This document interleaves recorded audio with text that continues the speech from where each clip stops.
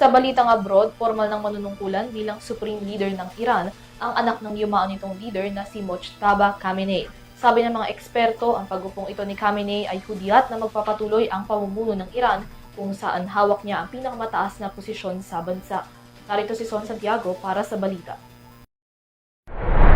Opisyal nang inanunsyo ng Iran ang bagong supreme leader ng bansa na hahalili sa yumaong si Ali Khamenei na nasawi sa joint airstrike ng Amerika at Israel noong February 28. Ang desisyon ay pinagbotohan ng 88 members ng Assembly of Experts, isang deliberative body na responsable sa pagpili ng pinakamataas na leader.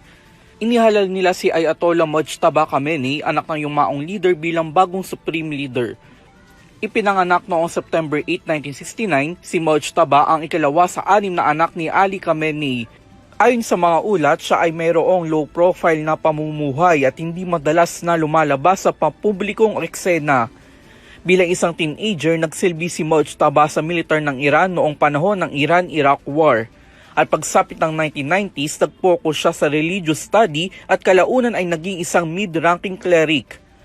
Sa mga nagdaang taon, nagsimula na ring tawagin ng ilang Iranian media si Mojtaba bilang Ayatollah, isang mataas na titulo sa usapin ng relihiyon. Subalit sa kabila ng kanyang mababang public profile, sinasabi naman na nakabuo siya ng malakas na impluwensya sa loob ng pamahalaan at sa mga power network ng Iran. Mayroon umano siyang ugnayan sa Islamic Revolutionary Guard Corps o IRGC.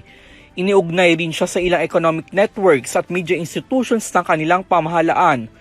Noong 2019 naman, nagpakataon naman ng sanctions ang Amerika laban kay Mojtaba na inokasahan siya nakikipagtulungan sa mga leader ng Revolutionary Guard upang paigtingin ang hardline policies ng kanyang ama.